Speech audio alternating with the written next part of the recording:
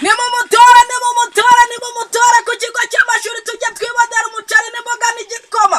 Ubu ngubu ukuntu twiga neza, ukava mu rugo ufashe ku gikoma cyo mu rugo ukagenda amasomo bakayakwigisha neza ku buryo bushoboka. Bamara kuyakwigisha wakumva icyo mu nda gishatse cyo mu nkono ukumva ifirimbi iravuze. Wakumva icyo mu nda gishatse cyo mu nkono ifirimbi igahita ivuga. Ukumva ifirimbi iravuze. Mu rwego rwo kwiruka ujya mu rugo ugasanga rimwe na rimwe amasomo yatangiye, ugahita mukaba mugiye ku meza ku ishuri mukarya. Ku meza turya ibishyimbo biri kumwe n'imboga rwatsi. Kandi azi ko nazo ari ingirakamaro. Ni nacyo gihe nshimira Perezida wa Paul Kagame.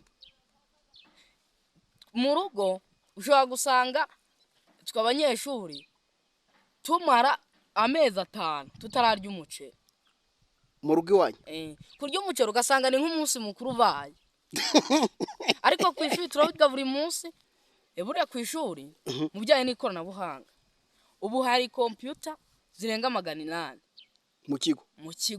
Buri mwana wese afite computer yiwe. Iyo ni ingingo ya kangaho ugiyeho? Iyi ni ingingo ya 2 mu zo nateguye. Kuko abakera barakubitwaga bikarangira bataye ishuri.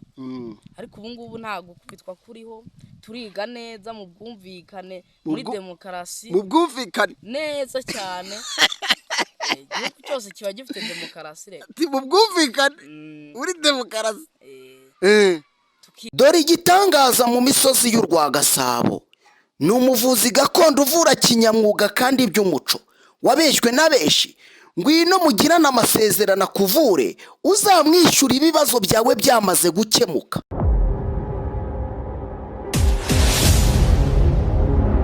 Kananone twongera tubahe ikaza abadukunda n'abadukurikiraho muri hirya no hino mu bice bitandukanye by'u Rwanda, imisozi myiza y'u Rwagasabo. Mwese tubahe ikaze kandi tubashimire mu biganiro byacu n'amakuru byose dutegura bibagwe neza kandi mumererwe neza. Abatoye mugatora neza byiza cyane.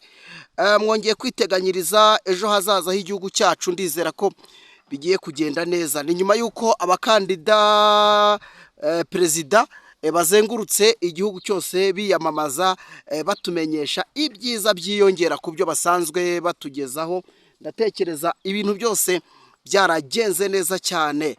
Ntabwo bisanzwe rero, ntabwo bisanzwe. Ni byinshi biri kuvugwa bitandukanye mu isi, by'umwihariko mu gihugu cyacu. Ubwo nshatse kuvuga ko n'abanyamahanga hari byinshi bari kubivugaho, ariko ni byinshi biri kuvugwa cyane mu gihugu cyacu, cyane cyane udushya twagiye tuba mu matora yacu, udushya twagiye tuboneka ku masite atandukanye, by'umwihariko mu gihe rero cy'amatora. Abanyarwanda bameze neza, ariko abana bo ntibasigaye. Abana bakoze ibihangano, abana baracaye mu mutwe, abana bari kugenda basesengura byinshi bitandukanye iby'umukuru w'igihugu yagiye abagezaho. Iyo babigereranije n'amateka base na ba nyina bababwira, bumva ari ibintu bidasanzwe, ariko byinshi barabyibonera. Hashize igihe kitari gitoya abana batangiye kugaburirwa ku bigo by'amashuri. Ni ibintu bashimira cyane, ndetse hashize igihe kitari gito abana batangiye kwiga bakoresha ikoranabuhanga. Niyo mpamvu rero nongeye gusura umwana wagize gutya, arambwira ati nanjye ndumva nshaka kuvuga wana. Ati nanjye ndumva nshaka kuvuga, ati mfite byinshi byo kuvuga. Uyu mwana aho tumusanze agiye kuhatubwira, anatwibwire, ubundi dutangire twumva ibigwi agiye kutubwira, cyane cyane ashingira ku mukuru w'igihugu cy'u Rwanda nyakubahwa Paul Kagame yagejeje ku bana. Tuguhe ikaze kandi tugushimire. Murakoze kumpa ikaze. Mu mazina yanjye nitwa Niyogisubizo Emmanuel. Nkaba niga ku kigo cy'amashuri cya JS Ruhero. Nkaba niga mu mwaka wa mbere. Aha Musanze ni mu kagari ka Kabera. No murenge wa Ruhero. Yes, umeze neza? Meze neza cyane. Aha, ndabona ukeye. Meze neza cyane. Abana ko mutatoye, ariko mukaba mwacitse ururondogoro, muvuga kabisa, mukavuga. Why? Impamvu irimo bitera kuba tutaratoye nuko hari ibyo twasabwaga tutari twarujuje, ariko ubutaha nitwe tuzatora. Nk'ubu ngubu rero dushingiye kuri aya matora, urebye uko batoye rwose batoye neza. Nubwo tutatoye, ariko abatoye batoye neza. Basona banyoko. Batoye neza cyane rwose. Baranaye bashimye, natwe turabibashimiye. Kuriya gutora kwabo ni amahitamo cyangwa se ni amahitamo meza kandi bagize, kuko urebye nk'ibyiza perezida Paul Kagame yatugejejeho n'ubu ngubu kandi bikaba bigikomeje. Ni amahirwe y'uru Rwanda dufite tunarimo. Gutora perezida Paul Kagame ni bimwe mu byiza twabigezeho akijyaho bwa mbere, noneho ubu ngubu bigiye kwiyongera. Gute rero? Ukuntu bigiye kwiyongera, nk'ubu ngubu ku ishuri turarya kawunga n'umuceri. Ubwo utangiye kutubwira ibyiza abana mwagezeho. Ibyiza abana twagezeho. Reka buriya perezida Paul Kagame niwe se w'abana. Reka da. Ni se w'abana cyane. Niwe mubyeyi waduhetse rwose. Ni se w'abana? Ni se w'abana perezida Paul Kagame. Kuko ibyiza yatugejejeho ni byinshi kandi byiza. Urareba ku kigo cy'amashuri twiga neza, dufite ibisabwa, turya umuceri, kandi njya numva amateka ya kera ngo abana ku kigo cy'amashuri bigaga batarya, byongeho noneho bakigana kure. Tekereza nawe uri umuntu utekereza, umbwire kuba waravaga wenda nko mirometero bingahera, mirometero byinshi cyane, ukagenda gereranya nk'amasaha, ukakora nk'amasaha 4 uri mujya ku ishuri. Noneho ku ishuri wahagera nabwo ugasanga uriga utari bunarye, ukagenda wikoreye n'ibiryo. Ibyo byo uriho urambwira ibintu nzi. Urabizi nawe? Uriho urambwira ibintu nzi, kuko twakoraga urugendo byibura rutarenze nk'amasaha 2 kubenshi. Kwanza yo ni make, ariko byibura amwayine ndafata amasaha 2 uvuye mu rugo ujya ku ishuri. Ibaze ubwo we wasanga hari na hafi. Jewe birashoboka wenda.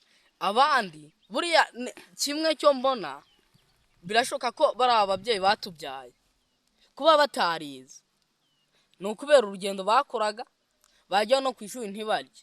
Uko ni ukuri. Ndabihamya kabisa. Noneho yagera ku ishuri yabona atari burye, akareba uwasaba, yamubura akabona ntayo ubashe kwihanganira inzara, akavuga ati reka nyarukire. 2 3 ishuri agahita rivamo. Agahita kurivamo. Iyo niyo ngingo y'ukuri. Byahitaga rivamo cyane. Uri umusesenguzi w'umuhanga. Je mise nemera kuri iyo ngingo ndavivuye. Kubera ko none se nawe uri umuntu nimba mu gitondo, kuko abakera perezida atarafata igihugu ntago bari bafite iterambere nk'ubu ngubu. Nkatwe ubu ngubu nimba ngiye ku ishuri mu gitondo mfata igikoma, nkagenda nyweye igikoma cyangwa icyayi. Ariko abakera bayenaga bafashe ibiryo byagaze akabirya, byarangira akanabyikora mu muhanda bijyana ku ishuri. Yagera ku ishuri nabwo yajya kwipfundura ngo abirye, wa muntu uko wa mwuka w'ibiryo byaraye ugasanga uramukubise, ugasanga akabimena. Uko ni ukuri.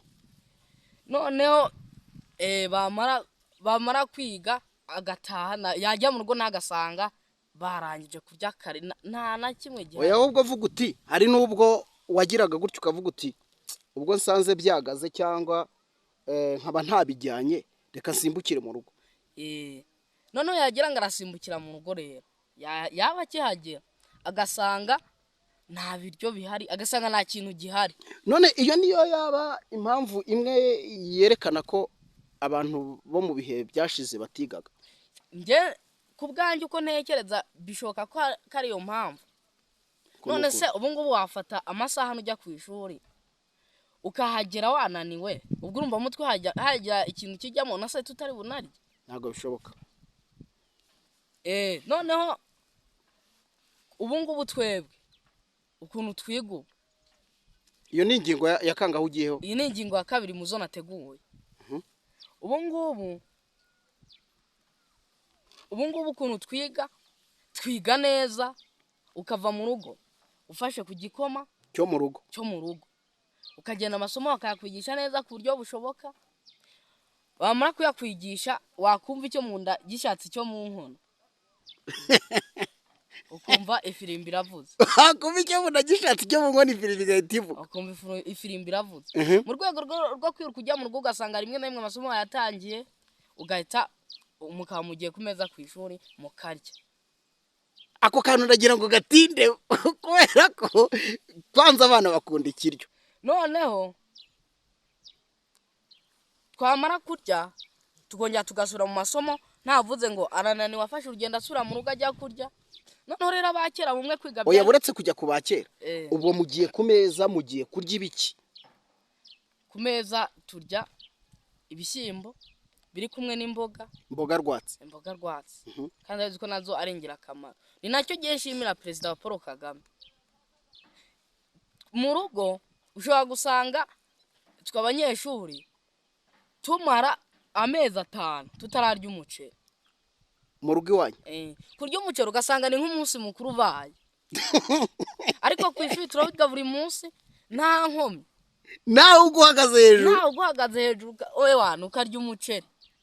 ariko mu rugo ugasanga urahagera agasha nk'amezi 5 kakubita utarabona. ibyo byo ni ibisanzwe mu cyaro rwose nta nubwo babyita atari nuko babuze amafaranga agabo baba bumva uhenze.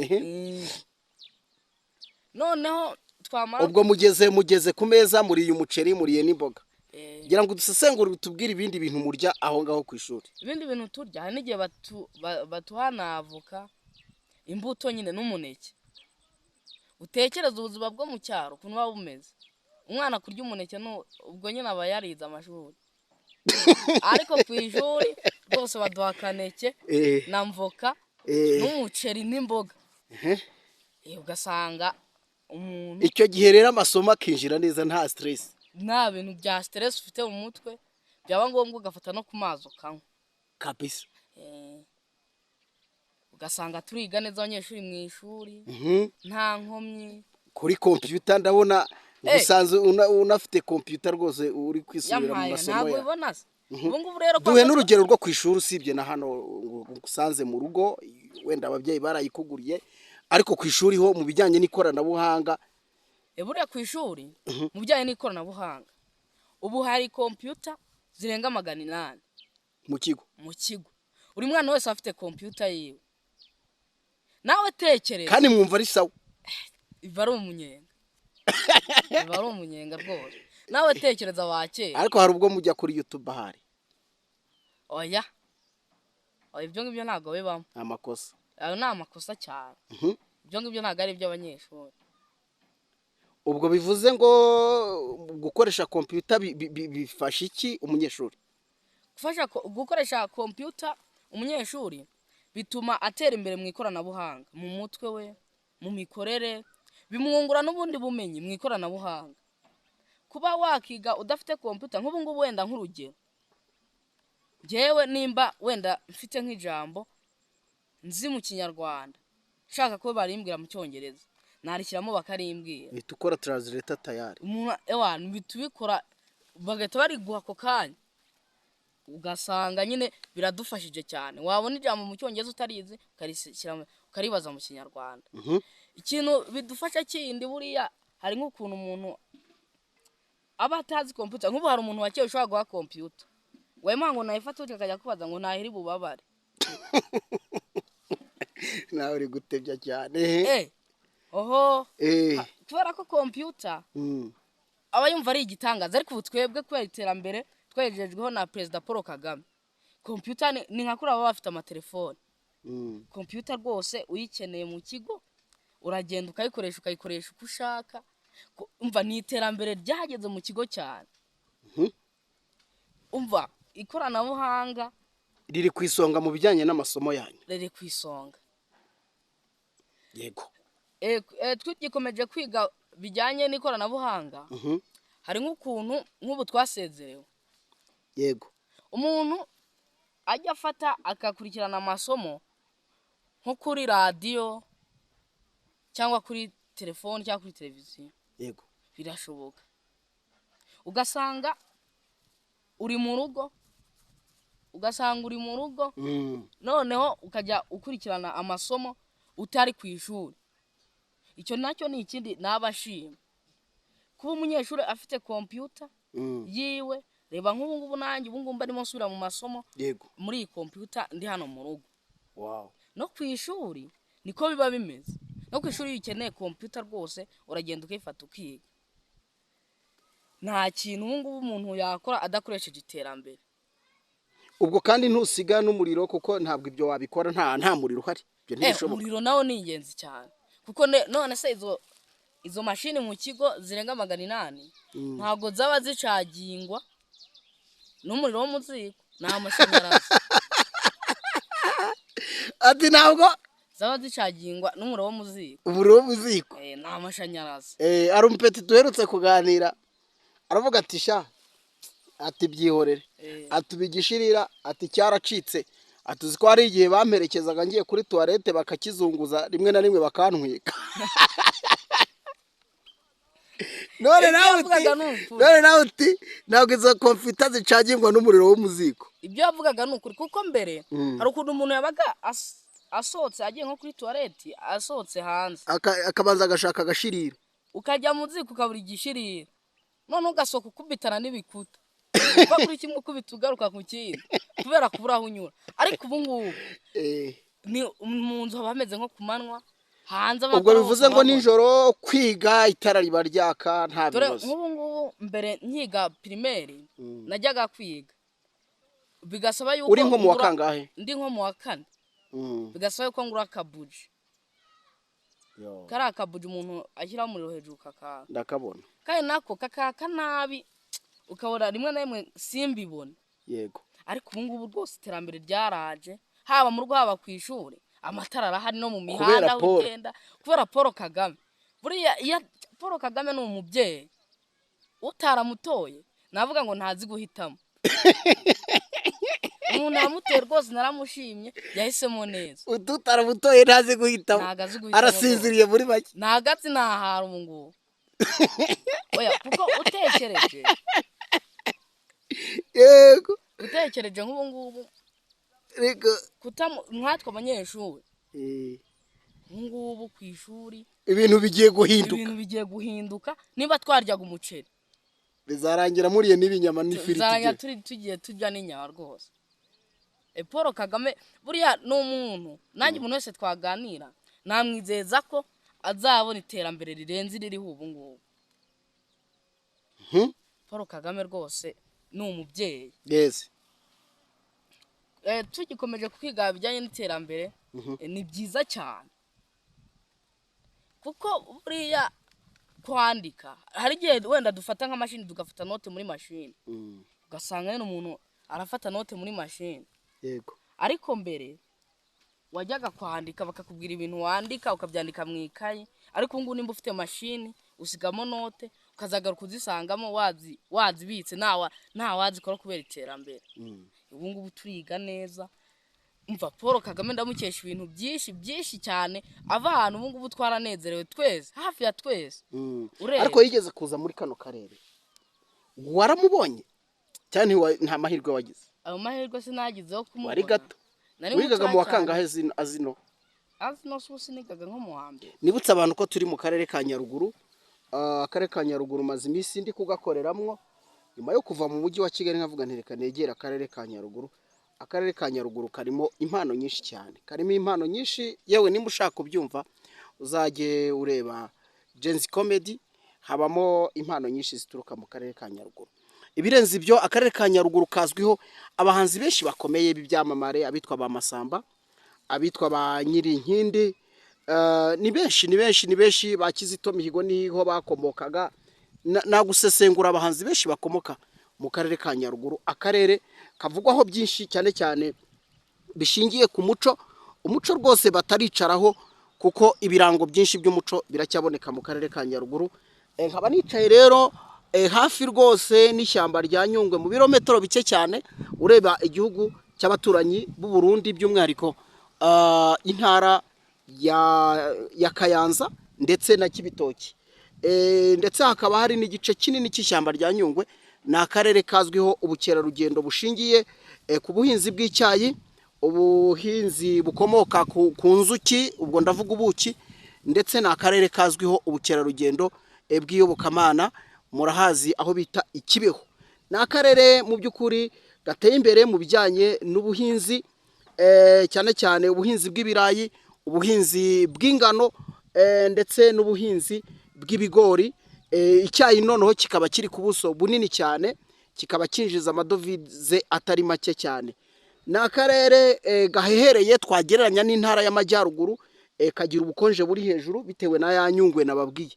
Ni akarere gafite iterambere kuva mu karere ka Huye uzamuka werekeza mu karere ka Nyaruguru. Mu by'ukuri ni umuhanda ukoze neza, abazi Kibeho mwajyaga muza mu mavumbi menshi cyane, ariko uyu munsi haranyerera kubera kaburimbo. Ni akarere kazamukamo amazu menshi y'ibitabashwa, amazu agezweho kuko abantu baho bose bamaze gusobanuka.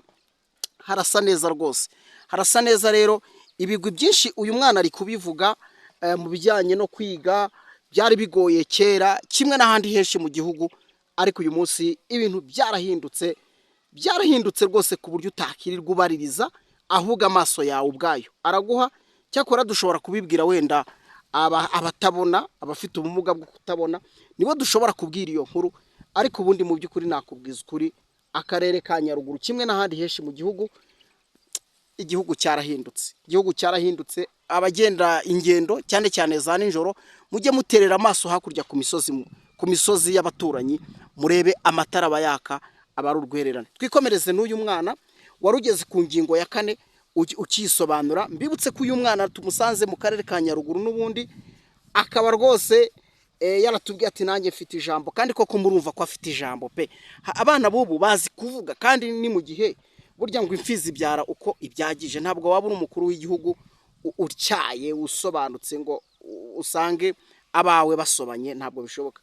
Abana bubu rero bazi kuvuga. Musanze mu rugo kuko nawe nemeye ko rwose iri jambo rye turifata tukaryumvisha abandi bana mu gihugu hirya no hino. Dusanze rero yiyicariye rwose hafi n'urugo rw'iwabo, rwose ku karima gatoya, gifitiye computer yibereye mu masomo. Basi dutangira kuganira nawe, tugeze ku ngingo rero wari utubwira ya 4, utusesengurira byinshi byatumye ushima, ukanashima umukuru w'igihugu, ariko ukanavuga uti watoye agatora nabi rwose, n'ubu sinzi ahantu aherereye. Twakombeje dukomeje ku bijyanye n'iterambere mu kigo, n'ubundi nibyo turimo tuvuga ku iterambere mu kigo. Nk'uko bivuze, ari umuntu ufite amaso kureba yabibona, kereka nyine atari ibyo ubwirwa. Ntago ari ibintu umuntu yakubwira, ntago ari ibintu rwose, ni ibintu umuntu yareba nawe akabona. Yego, upfa kububona gusa, ubona wabibona, kereka utabona upfa kububona. Utuntu twawe twose arimo komedi, upfa kububona gusa. Nimba ubona rero ntiwabwirwa, nimba ubona waba ubyibonera n'amaso. Burya ngo inkuru mbarirano iratuba, ariko iyo wiboneye iba yuzuye. Rero kuri iryo terambere navugaho byinshi cyane. Yego, iterambere kuko igihugu ni paradiso. Noneho mu kwiga birarenze cyane. Ari ukuntu n'abana ngo mwajyaga mwiga kera barigaga bakaniga no ku giti kubita. Kera baranguraga, ntabwo uko ari ugukubitwa gusa, baranguraga. Ariko ubu ngubu rwose bakubwira neza, nta nkoni, nta bintu by'inkoni. Inkoni ivuna ingufwa ntivuna ingeso. Ntabwo ivuna ingeso rwose. Umuwacu uwo mugani rwose yari hafi y'ukuri, nako yari ari mu kuri, kuko abakera barakubitwaga bikarangira bataye ishuri. Ariko ubu ngubu ntabwo gukubitwa kuriho, turiga neza mu bwumvikane, muri demokarasi, mu bwumvikane neza cyane. Igihugu cyose kiba gifite demokarasi rero. Mu bwumvikane muri demokarasi. Tukiga neza, gukoresha mashini byo ni ibyacu. Gukoresha izi mashini ubu yingi ubona, kuzikoresha ni ibyacu rwose, ntabo tubitira. Kuko nk'umwana wasanga atazi gukoresha mashini, none se nk'ubu ngubu tukiri ku ishuri, umwana wo mu wa mbere murahora akakubwira igifaransa utanazi. Abana rwose ku mashuri bimeze neza, abana turiga neza, twaracyaye, bimeze neza rwose. Umwana akakubwira icyongereza nawe ukumva ntukizi. Yego, iterambere ryo mu mashuri rwose ryarazamutse cyane. Ndashimagiza Kagame Paul. Tugiye kugana ku musozo, hari ibintu bigeze nko kuri 2 cyangwa 3 nshobora kukubaza. Ugiye kumbwira kano kanya ugize amahirwe yo guhura na Perezida wa Repubulika imbona nkubone, imbona nkubone ku maso ku yandi. ku maso ku yandi. Ndashaka n'irihe jambo wumva ryasohoka mu kanwa kawe wamubwira? Nihuriye na Kagame Paul njye ubungubu ijambo nasohora mu kanwa nuko rya mbere nuko mushimira ku byiza yatugejejeho. Ikibazo cyanjye cya kabiri, guhura na perezida wa repubulika akaguha ikiganza ukacyakira, yego wararute? Narara mu byishimo, narara ndimo narara natse. Umunsi narara n'ibyishimo rwose. Perezida Paul Kagame impamvu yabaye umubyeyi w'abana, nk'ubu ngubu umwana ashobora kuba afite ababyeyi mu rugo ariko ntibamwiteho. Harimo abana benshi bafashwa mu kigo barihirwa kandi bafite ababyeyi, ugasanga umwana aherutse ibiryo byo ku ishuri. Impamvu ubwo rero perezida aradufasha cyane nuko aduha biriya biryo byo ku ishuri, umuntu akarya akabibona. Atabibona urumva yene nawe ko havuka ibindi bibazo. Ko perezida ni umubyeyi nyamubyeyi. Nubwo ababyeyi batakurihira, Kagame yaba hari rwose. Yaba hari nk'umugabo n'undi nk'uko ari umugabo. Nyina w'abana. Ibitekerezo byawe ni ibitekerezo bikomeye, ni ibitekerezo umuntu yakumva akumva ko ufite ubuhanga. Udusangije urugendo rw'impamvu ushimira perezida wa repubulika, abenshi ni nko kwinyuguza ugacira bamaze kubyumva. Ariko hari ibintu byinshi wavuze uti hambere ababyeyi impamvu batanigaga, wasangaga bambukiranya imisozi bakarenga indi bagatwara amasaha maremare, rimwe na rimwe babometse ibyo kurya ariko ugasanga byapfuye byagaze, bikaza kurangira bahisemo kureka ishuri. Ayo ni amateka wumva utariko. Iyo ndebye uyu munsi nkabona ukuntu ibintu byahindutse, nkabona ukuntu twiga, nkabona ukuntu turya ku ishuri bitarabagaho, byose tubikesha umubyeyi nyakubahwa perezida wa repubulika. Ejo bundi yamaze kwiyamamaza, yewe n'amajwi y'agateganyo yarasohotse, igisigaye no gutangaza amajwi ya burundu. Uzabyakira gute? Duhita dukubitira ipfunda aho ngaho. Ukuntu nzakira numvise amajwi ya Kagame bayasohoye, nzabyakira neza cyane kuko niyo ubundi nta nkomyi, biri ukuri ko ari we perezida, nta nkomyi rwose niwe nta wundi. Yego, turagushimiye rero, tukwifuriza amagara mazima, Imana ikugirire neza. Namwe ndabashimiye kuma iki kiganiro, namwe Imana ibarinde. Mbibutse ko uyu mwana umushaka uranyura hano kuri runo rubuga rwacu, cyane ko nta telefone afite, niyo bafite ntabwo ibasha ngo gukora neza. Niyo mpamvu twahisemo ko umukeneye, waba uri umunyamakuru cyangwa uri n'undi muntu ushaka kumwunganira mu bijyanye n'ibitekerezo afite, uranyura hano hanyuma natwe tumukugezeho. Mbashimire, njyewe nitwa Emmanuel Kanani. Dore igitangaza mu misozi y'u Rwagasabo, ni umuvuzi gakondo uvura kinyamwuga kandi by'umuco, wabeshywe na benshi. Ngwino mugirane amasezerano akuvure, uzamwishyura ibibazo byawe byamaze gukemuka.